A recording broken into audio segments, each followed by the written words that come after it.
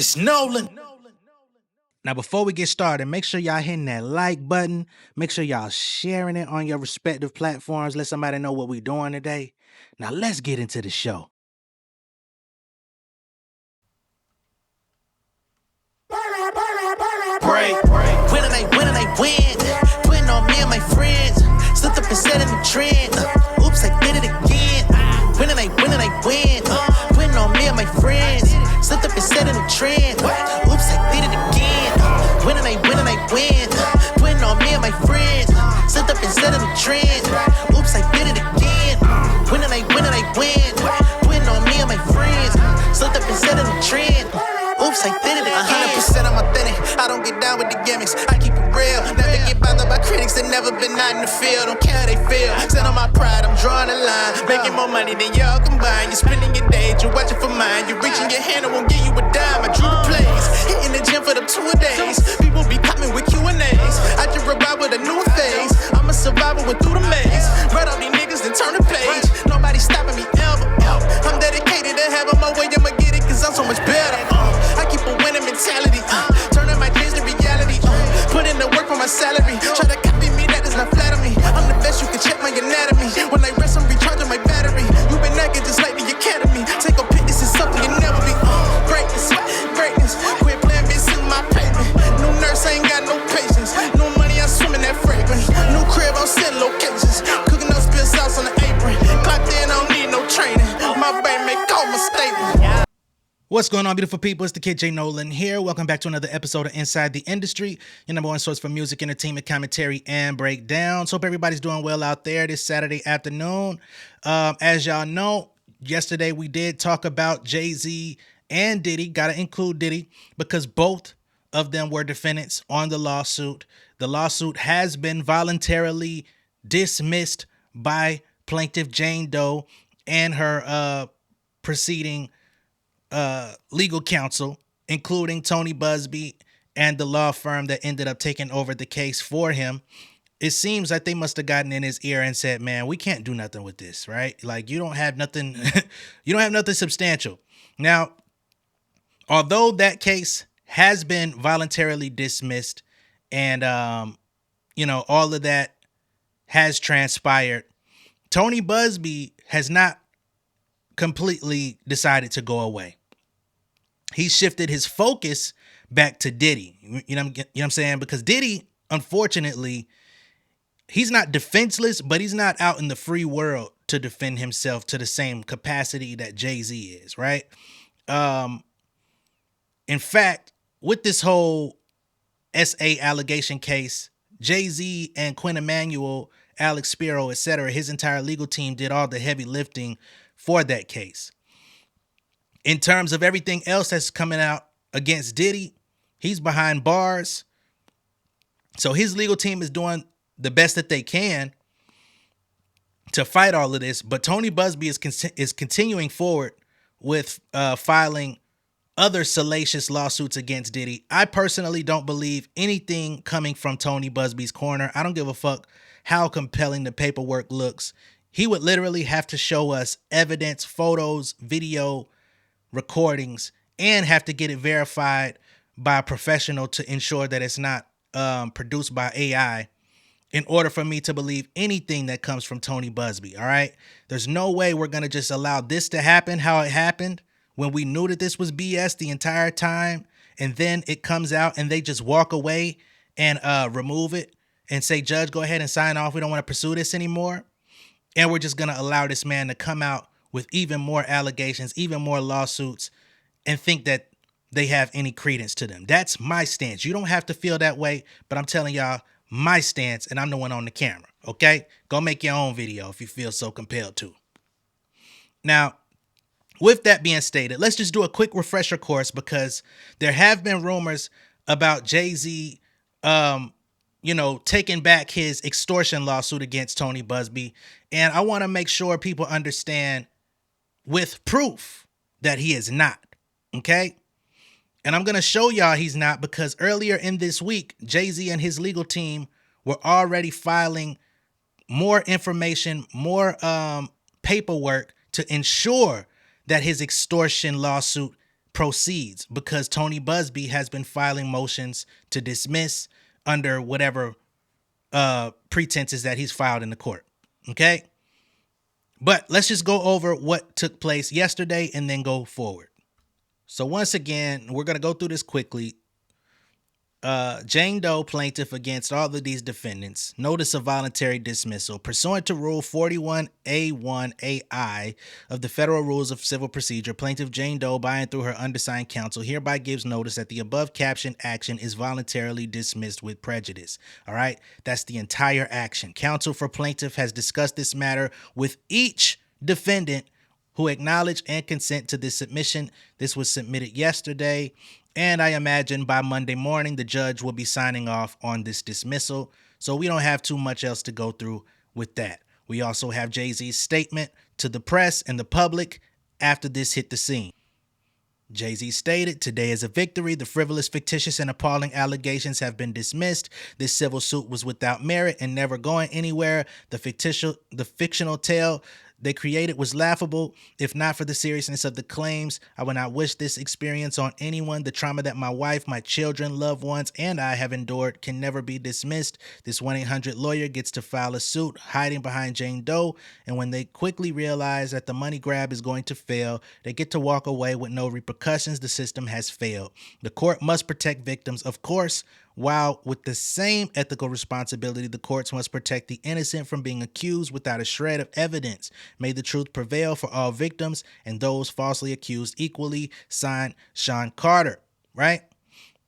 And remember, the lawsuit went public with Jay-Z's name on it the day before he was scheduled to show up for the Lion King premiere, which featured Beyonce and their daughter, Blue Ivy, as a part of the cast and voice work and all that stuff. So they tried to put a damper on the moment, embarrass him in front of a Disney audience, right? To make it seem like, oh, why is he here? He's got allegations against kids. You know what I'm saying? Why is he here at a Disney film premiere knowing that they're entertaining children, right? He showed up to the Grammys, he showed up to different places, and some folks that were naysayers were like, look at how Jay-Z is showing up still in public with no shame. Look at how Beyonce is treating him. There were tabloids out there that were trying to purport and say that Beyonce was considering a divorce, but she decided to stand by her man reluctantly and all this bullshit. They knew what the fuck was going on. But you have all these people out here that put out all this negative news, this negative stuff, when there was not a shred of evidence that was leading to any validity for this, whether that be for Jay-Z or for Diddy, old wretched ass. You understand what I'm saying? So now that we got that out the way, let's get to Jay-Z's paperwork with his extortion lawsuit against Tony Buzbee, which was filed in Los Angeles. The reason why there's not too many people talking about Jay-Z's extortion lawsuit is because the paperwork is not cheap. Remember I told y'all the other day for me to even access that TDE amended complaint, it was like $16. Well, Jay-Z has a almost 300-page lawsuit. And I wasn't finna pay the $40, but he just filed some new paperwork earlier this week opposing Tony Buzbee's request for dismissal, which basically it covers, within the legal paperwork, it gives you like a factual history of everything. So it tells you like how we got here. So I paid the little $11 to get to that one, and it gives you the overview of everything that Jay-Z's endured up to this point and why they feel that this lawsuit needs to proceed forward to the courts, right? So this debunks every theory of people saying that Jay-Z dropped the case. He absolutely did not. He's still fighting for this thing to be pressed forward. And if I'm not mistaken, there's going to be a hearing about this case on the 25th or something like that. But I'll look at the exact paperwork and show y'all. So here we have a 22-page filing from the LA courts from Quinn Emanuel Urquhart Sullivan LLP, Jay-Z's legal representation, Sean Carter plaintiff versus the Buzbee law firm Anthony G. Buzbee. This was filed on February 10th, 9:33 p.m., just earlier in the week. This is plaintiff's opposition to defendant's special motion to strike, right? Anti-SLAPP filed pursuant to California Code Civil Procedure. And they're going to have some sort of hearing on the February 25th. This is not a court date for trial or anything, but the judge is going to be, I guess, making a determination of some sort.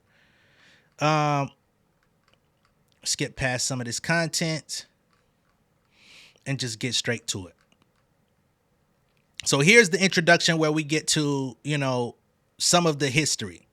They say plaintiff Sean Carter has filed well-pleaded claims against defendants Anthony Buzbee and the Buzbee law firm for civil extortion, defamation, and intentional infliction of emotional distress.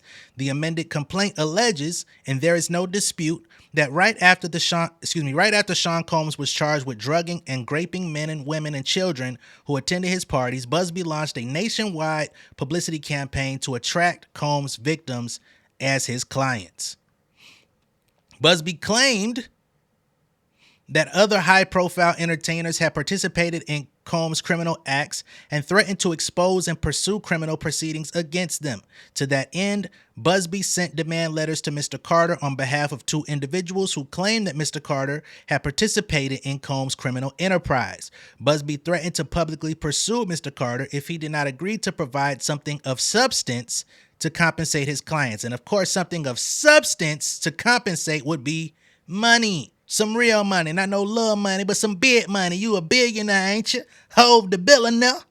I need to see it. I got demand letters. Your ass got demanded up out that motherfucking courtroom on that case. Now, they say here, the key issue raised by Buzbee's motion is whether he can wrap himself in California's litigation privilege by claiming that his public and private threats to Mr. Carter were lawful acts in aid of potential litigation. He cannot. Where Buzbee crossed the line, and what sets this case apart from most pre-litigation threats, and the case on which he principally relies on, is that he not only threatened civil litigation against Mr. Carter if he did not pay his clients, but criminal proceedings and a public spectacle as well. Okay, so Buzbee came to him, and Jay-Z is saying that Buzbee made threats to say, we're going to take this civil, we're going to take this criminal, and we're going to turn you into a public spectacle, which they definitely did, or at least attempted to do. Most people with sensible minds didn't fall into the trap, but a hell of a lot of people did, and there's a hell of a lot of people that are roaming these YouTube streets that still believe Jay-Z to be the worst, right? So they say that renders his conduct extortion as a matter of law and bars him from invoking the anti-SLAPP statute. I find it interesting that he's trying to do anti-SLAPP while he's suing Jay-Z in Texas for the same type of stuff. He's got a SLAPP lawsuit against Jay-Z, but now he's trying to use anti-SLAPP laws for his own favor. We've talked about that as well on this channel. We've gone through all these lawsuits. Buzbee's defense is that he threatened criminal proceedings only in his public statements and did not repeat them in his demand letters to Mr. Carter. But the law draws no such distinction. Buzbee's statements must be taken in their entirety, and his demand letters to Mr. Carter must be read in context. To hold otherwise would reward clever extortionists. As to Mr. Carter's defamation claim, it admittedly concerns matters of First Amendment protected speech, but Mr. Carter presents evidence here sufficient to meet his prima facie burden on the elements of that claim, including constitutional malice. That is likewise the case on his claim for intentional infliction of emotional distress. Buzbee's assertion that there is nothing extreme and outrageous about his public false claims, because this thing was very extreme and outrageous by simple definition, but of course the court's definition of extreme and outrageous must be found by a judge or jury, in this case judge, about his false public claims that Mr. Carter is a serial child rapist is erroneous and appalling. The court should deny the motion. Okay.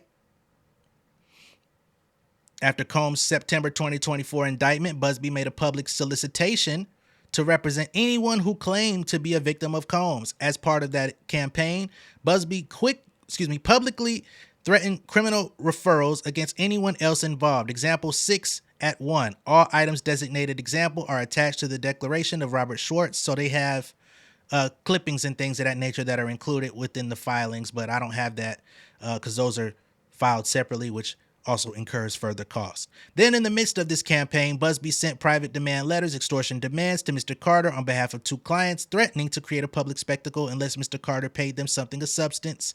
In the context of Buzbee's public statements, these demands were extortionate. Throughout September and October 2024, Buzbee laid the groundwork for the extortion demands. On September 27th, he boasted on Instagram that his law firm represented over 120 people who had been abused by Combs and his cohorts, stating that many other individuals will be implicated. 2 days later, Buzbee announced a press conference relating to other alleged perpetrators of crimes, including Grape, aside from Combs. At that October 1st press conference, Buzbee escalated his threats of criminal prosecution, vowing to find the silent accomplices and expose the enablers. He absolutely did say that in public in front of the world. He stated that he intends to make his clients available to the authorities, specifically to the FBI. In October, Buzbee began to represent Jane Doe, for whom he would later file an action in New York accusing Mr. Carter of Grape. In public appearances, Buzbee intensified his threats of criminal prosecution. On October 2nd, on a podcast, he pledged to ferret out all of the people involved who facilitated Combs' misconduct and to hold them accountable in civil and criminal cases. The next day, in a broadcast interview, Buzbee restated, "I expect the indictment and the charges in the indictment will grow. I expect other people will be implicated." He warned that those close to Combs should be prosecuted and put underneath the jail. And they can be criminally charged or even civilly sued, people should know. On October 7th, the Sean Atwood podcast, Buzbee reiterated his threat of criminal prosecution. At this time, he had not named Jay-Z, but he was a John Doe in that lawsuit, right? And people were already putting 2 and 2 together to say, hey, that John Doe is Jay-Z. He foreshadowed that there are going to be some people named in these cases that are going to raise some eyebrows. On October 20th, Buzbee filed the New York action. Buzbee accused Combs and unnamed celebrity A of raping Jane Doe at a party when she was 13. Buzbee did not disclose the person's name. Defendants privately threatened to expose Mr. Carter. On November 5th, defendants privately sent the extortion demands to Mr. Carter on behalf of 2 clients, Jane and John Doe. The letters accused him of raping both individuals, right? So we're talking about a woman and a man, a Jane and a John, in which they say Jay-Z took part in. The Jane is already off the table now. Now, does he proceed with a John Doe case against Jay-Z? I would hope not, because you got your ass smacked down the first time with these lies. But let's continue. The letters accuse him of raping both individuals when they were minors. Examples 3 and 4 at 3-4. The Jane Doe extortion demand made clear that Mr. Carter supposedly was the not yet identified celebrity A in the New York lawsuit. Buzbee warned that the only way to avoid a public spectacle was for Mr. Carter to provide his client something of substance in settlement. Buzbee also threatened to pursue Mr. Carter for supposed crimes that Buzbee had not even identified on behalf of persons he did not represent. So he threatened even further action. Okay? It says, "It has been my experience that when someone does this to a victim once, the likelihood is that they have done the same or similar things to others." Buzbee's accusations are categorically false. Declaration of Sean Carter, but the extortion demands combined with Buzbee's prior public threats sent a clear message to Mr. Carter: pay up or face criminal charges and public condemnation. The extortion demands came with a 2-week deadline, warning that if Mr. Carter failed to comply, defendants would take a different course. Mr. Carter understood from Buzbee's campaign of public threats, combined with private demands for money, that Buzbee would create a public spectacle, including a criminal referral, if Mr. Carter did not buy his silence. After sending these letters to Mr. Carter privately, Buzbee intensified his media campaign with more threats of criminal prosecution. Around November 14th, in a film produced by TMZ, Buzbee threatened those who attended Combs' parties, calling them just as guilty. Buzbee said that some alleged victims of Combs had already spoken to authorities and that it was and that he was encouraging all of his clients to do so. Section C, when Mr. Carter refused to be extorted, defendants defame him. Instead of caving to defendants' extortion, Mr. Carter filed the lawsuit anonymously on November 18th. So this is when Jay-Z first filed paperwork against Tony Buzbee. He didn't reveal his name either at the time. He filed as John Doe. Buzbee responded by publicly tying his prior media statements to Mr. Carter. In a flurry of social media posts, Buzbee branded Mr. Carter as a grapist. On November 18th, Buzbee posted on X that Jane Doe was a sexual assault survivor. The next day, Buzbee liked an X post suggesting that Mr. Carter was the previously unnamed celebrity A who allegedly raped Jane Doe.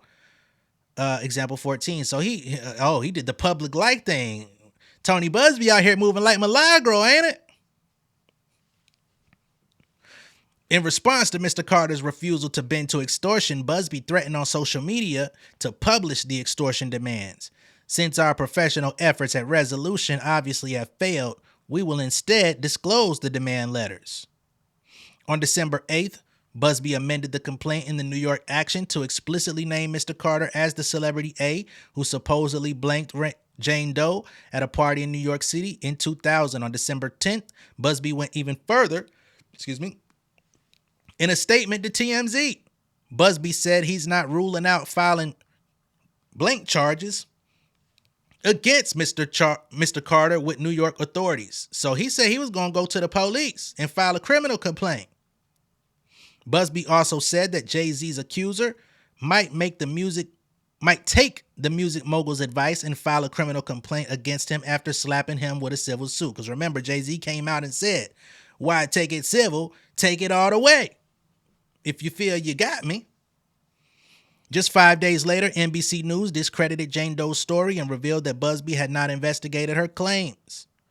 Chief among the deficiencies that NBC revealed was that, contrary to Jane Doe's allegations, her father had no memory of making the 10-hour round trip from Rochester to Manhattan. Not to mention, it was turned into an even longer ride when they tried to throw Diddy's East Hampton residence, which would have taken anywhere between 2 to 3 additional hours just to get there, not to mention to get back. So that would have went from a 10-hour ride to somewhere around 14 to 16-hour round trip, right? Defendants never spoke to him to corroborate her allegations, nor did they seek to confirm that musician Benji Madden, with whom Jane Doe claims she spoke on the night of the alleged assault, was in attendance. Madden could not have been because he was performing in the Midwest that night. Instead of owning his failure to vet Jane Doe's claims, Buzbee pinned it on another law firm and suggested that his client take a polygraph test, which she did not do. This man came out here and said she'll take a lie detector and then proceeded to never do it. Okay. California's anti-SLAPP statute requires a 2-step analysis.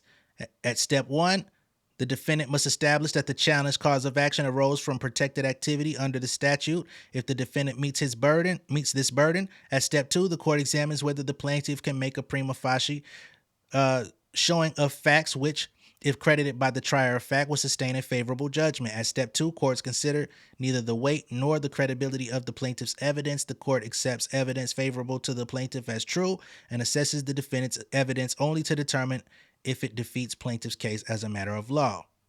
Okay? So here, this is step 1. Defendant's extortionate conduct is unprotected.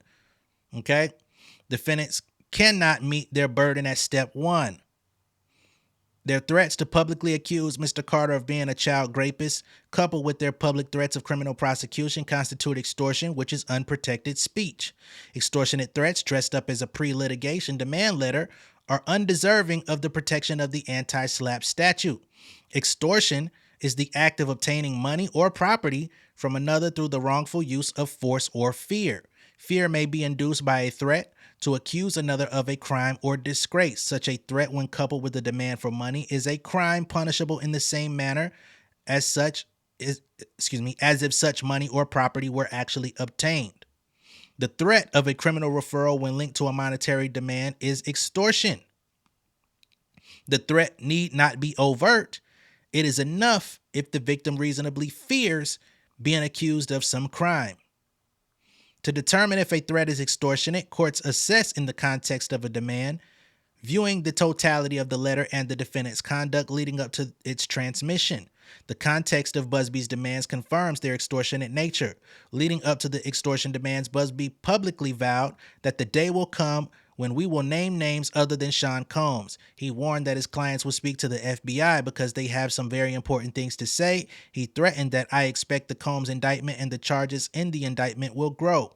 And he argued that people who were affiliated with Combs' misconduct should be prosecuted and put underneath the jail. In the lawsuit that Buzbee filed on behalf of Jane Doe, he shielded the name of celebrity A, but accused that celebrity of rape. Shortly after making these public statements, we kind of get this, right? This is all repetition here. He sent the letter to Jay-Z accusing him of having touched on 2 minors, John and Jane Doe, and demanded that he pay something of substance or else they would take a different course. That different course included Buzbee's threats to cause a public spectacle. In the context of Buzbee's threats to refer his targets to law enforcement and his private threats to hunt for other criminal acts involving parties unrelated to his clients, told Mr. Carter he should fear a criminal prosecution. Buzbee continued his public criminal threats, promising to encourage all of his clients to speak to the authorities.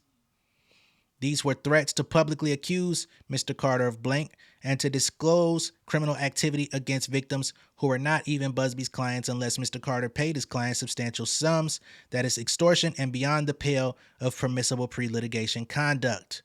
Confirming his extortive intent, Buzbee publicly revealed that Mr. Carter was the celebrity he had been referencing, going so far as to claim that he's not ruling out filing rape charges against Mr. Carter with New York authorities as soon as Mr. Carter refused to pay up.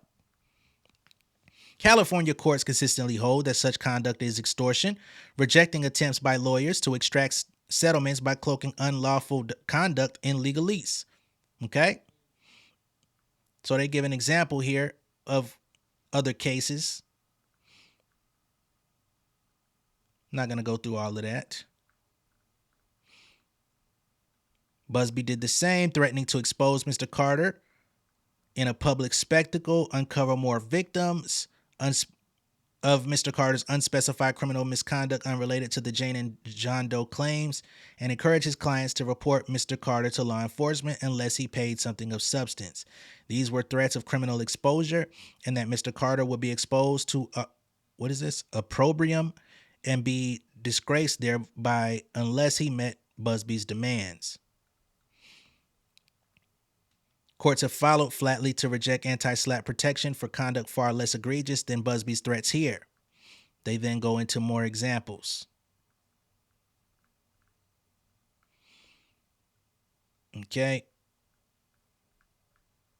So we'll kind of go past some of these things. Buzbee's conduct was different. Buzbee threatened much more than a civil lawsuit. He threatened to expose Mr. Carter in a public spectacle and have clients press criminal charges. His public threats of a criminal referral coupled with their demands that Mr. Carter pay something of substance or else they would take a different course that would involve a public spectacle establish extortion as a matter of law. This here says defendants fail to show that the John Doe demand is privileged. Defendants argue that Mr. Carter's extortion and intentional infliction claims are barred by the litigation privilege. The argument fails. Courts determine whether a pre-litigation letter is protected under the anti-SLAPP law by assessing whether it was made in good faith, contemplation of imminent litigation, or as a hollow threat of litigation. Defendants must make a prima facie showing that they seriously and in good faith proposed imminent access to the courts as a means of resolving their dispute. As to the John Doe extortion demand, defendants cannot meet their burden. First, defendants fail to show that they intended in good faith to pursue litigation because they never moved forward with it. Their only evidence is Buzbee's self-serving declaration. My firm and 2 of our clients were prepared to assert civil claims against Carter. The letters were sent in serious good faith anticipation of litigation. Buzbee's recitation of the good faith standard is not enough. When an attorney relies solely on his self-serving declaration that in his own mind at the time he submitted the claims, his mindset was that litigation would be necessary, this is insufficient to establish a prima facie showing. Second, defendants failed to show that they contemplated imminent access to the courts to resolve John Doe's accusations. Whether a lawsuit was ultimately brought is relevant to whether one was contemplated in good faith at the time of the demand letter. Defendants sent the John Doe extortion demand 3 months ago, but they never sued on his behalf. Their inaction exposes the letter for what it is, a hollow threat of litigation. Finally, defendants fail to show that they sent the John Doe extortion demand to achieve the objects of litigation. Instead, defendants resort to obfuscation. They claim to have sent the extortion demands in anticipation and serious contemplation of litigation, which has now been filed, and that the accusations in the John Doe extortion demand directly relate to the allegations in Jane Doe's lawsuit. That is false. No lawsuit has now been filed by John Doe, and John Doe's accusations concern events that occurred 15 years after those at issue in Jane Doe's lawsuit. That does not satisfy defendant's burden. Okay, they say here, Mr. Carter will prevail on the merits. If defendants meet their burden at step 1, Mr. Carter must show at step 2 that his claims have minimal merit. The litigation privilege does not apply to defendant's conduct. The litigation privilege is an affirmative defense, and defendants must prove it applies. A court may grant an anti-SLAPP motion based on the litigation privilege only if the defendant defeats the plaintiff's evidence as a matter of law. And of course, they've already explained how his shit ain't no matter of law. Okay.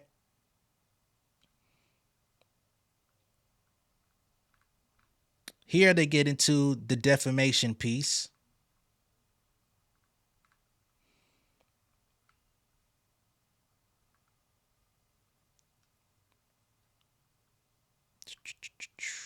Just trying to see if there's anything that really stands out in here concerning the defamation thing, because we already know what's up here. Man, they referencing Bill Cosby in this motherfucker. That's crazy. Defendant statements are defamation per se. And we've seen the defamation per se piece in Megan Thee Stallion's lawsuit against Milagro, which we're also going to get into today. Because Milagro been out here acting and crying and trying to get sympathy out here because it's not going her way. Defendant statements are false assertions of fact, not opinion. We see that also in Megan's case. So we kind of understand what we're dealing with here. Tony Buzbee is a fucking liar. And that I will say as a matter of my own opinion. He's a fucking clown and a liar. The truth don't reside in him. And he acted with actual constitutional malice. Yeah, because he tried to take this to the public. He took it to the courts, and he knew he didn't have nothing, but he knew the harm that it was going to do. Therefore, he expected money. So we ain't got to go through all this, but I wanted to pull this up so people understand that this is garbage. You know what I'm saying? That Jay-Z withdrew his lawsuit against Tony Buzbee. He absolutely did not. What is this? It necessarily follows that when Buzbee stated publicly that Mr. Carter was a rapist, he was at best speaking recklessly. That is further evidenced by Buzbee's awareness that his client's 24-year-old claim was hard to corroborate, that he had relied on another law firm to vet the claim, and that before he accused Mr. Carter of doing this to his client, he had never even met her.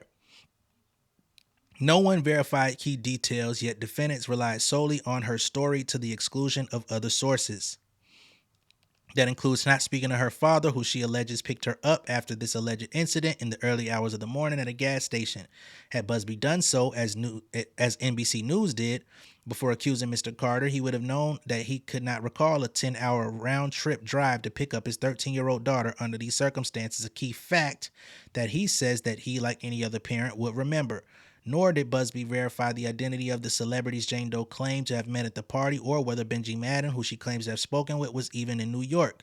A Google search reveals that he was 800 miles away in Chicago.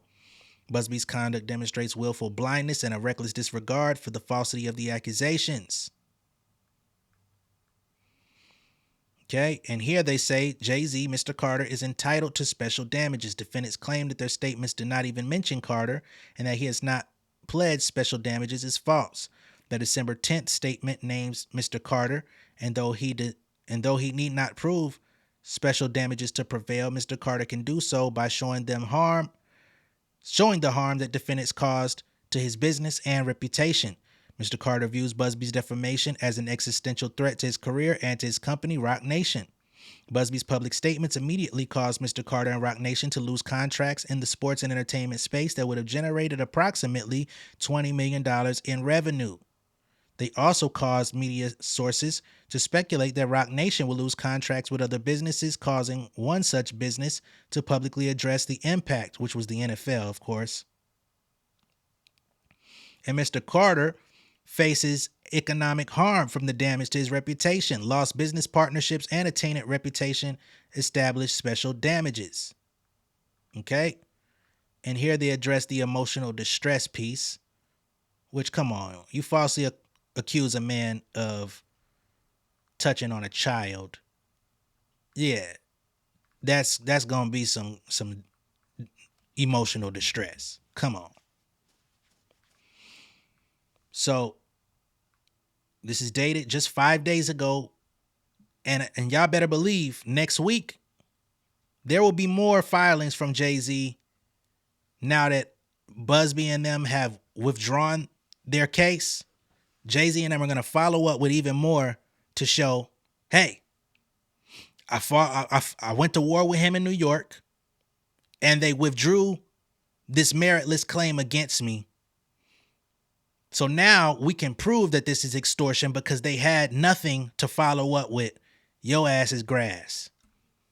My man said he lost $20 million because he might have been good with some of his business partners, but some may have, who's to say that Jay-Z didn't have some big shit lined up with some companies that say, hey, we're going to take a step back. Not to mention the fact that Jay-Z is actively working to try to get a casino opened up in New York. You know what I'm saying?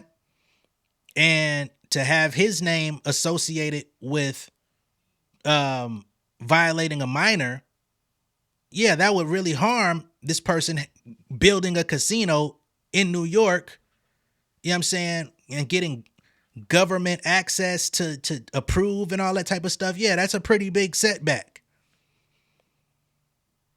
So I'm interested to see where this goes next. I'm not gonna lie. I am personally interested in the takedown of Tony Buzbee and his entire multi-billion-dollar empire. Because he tried it. He tried and failed. He fucked around and found out. But I want to see what else he gonna find out. Now, again, I told y'all in the beginning of the video that he has not given up on Diddy yet. He might have walked away from this Jay-Z shit, but he's not done with Diddy. So just 4 days ago, before all of this took place, Buzbee posted this photo of Diddy. I know y'all can't see all the text on the side there, but I'll read it to y'all real quick. Today, the Buzbee law firm filed yet another lawsuit in New York State alleging SA and battery against Sean P. Diddy Combs. Several other defendants are named in the suit as well. The case is brought on behalf of plaintiff John Doe. Remember, this is the man who at the time was a young musician living in Los Angeles, playing shows and trying to earn a record deal. This could be the other case that he was trying to include Jay-Z in. But we'll see if Jay-Z's name ends up coming out for this one, right? And we already know it's a load of crap. But they say that this new case alleges that a talent scout for defendant Diddy invited John Doe to an A-list birthday party, arranged for Doe's pickup in a private car, and waited for him to arrive at the event. Once Doe arrived, Combs approached him, handed him a drink allegedly laced with drugs, and pretended to be interested in discussing Doe's career. Combs then allegedly took Doe into a separate room of the house and forcibly violated him. This is just another of many cases that will be filed before the end of the month. The Buzbee law firm will continue to proudly lead the civil efforts in this important litigation as we pursue these claims in court and ensure the victims have a voice that is heard. That was 4 days ago, right? He put this up yesterday and decided to limit his comments after taking that L with Jay-Z. But he is still not done with Diddy. He says, today, I am working from my Dallas office. This has been an extremely busy week at the Buzbee firm. This week, we filed 7 cases in New York State Court alleging SA, battery, and exploitation against Diddy. Several other defendants are named in these lawsuits, and of course, these other defendants will be celebrities. The cases filed this week are being brought for conduct that allegedly occurred as far back as the year 1999, so he's still going back in time, basically just going off of, you know, he's gonna say people don't remember. Oh, I got bad memory. I've been took through the ringer. I've been abused. My memory's bad. I got this type of mental defect. You know what I'm saying? You could bet that a bunch of this stuff is gonna be used in that, especially for these so-called incidents from 1999. You couldn't even prove 2000. You're gonna go to 99 and as recent as 2022. We'll continue. The egregious conduct alleged in these filings occurred in LA, Miami, and New York City. 3 of the plaintiffs are male and 4 of the plaintiffs are female. One of the victims was only 15 at the time of the alleged exploitation. As has been our practice, we will let the allegations in these filed complaints speak for themselves, and we will work to see that justice is done in court. As we approach an important deadline, we expect to be filing additional cases, naming Mr. Combs and others as defendants as we continue to gather evidence and prepare formal filings. At our firm, we have a large team working on these important matters. We continue to field many calls daily from alleged victims and potential witnesses. We have been assisted in this regard by colleagues in both New York and LA. If you believe you are victimized, here he goes, another open call to say if you believe something happened to you or if you have pertinent evidence, yeah, that's the part you really need, sir. We encourage you to reach out. We will proudly continue to lead this effort and are proud of those who have had the courage to speak out and make their voices heard. This man has no fucking shame. He's sitting in his Dallas office looking like a fucking idiot. This man look like a violent criminal. I ain't gonna lie to y'all. Look at this nigga face, man. This nigga look like he finna play, y'all remember the movie American Psycho?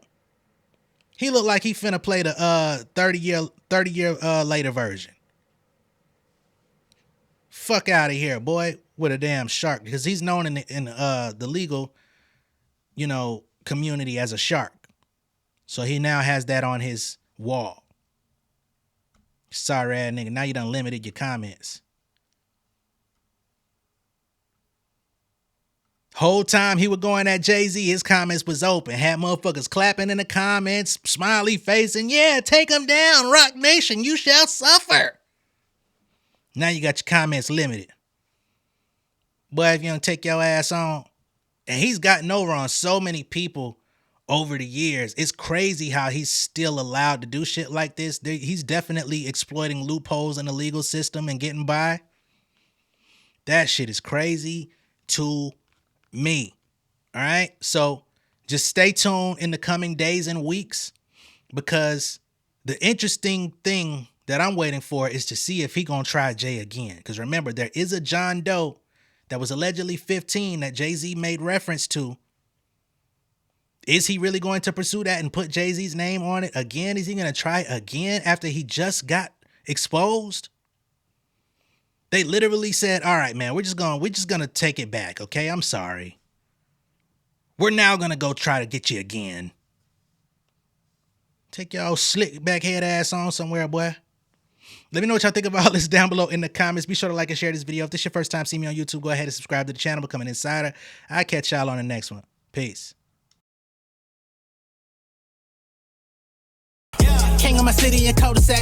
Coming out swinging like soldier rag. Leading my people like quarterback. Boy, I study this shit, I'm an almanac. Had to get up and grind. Knowledge is booming, I'm here to apply. Came with the chip and the dip, it just single the mind. We finna do more than survive. I need my check.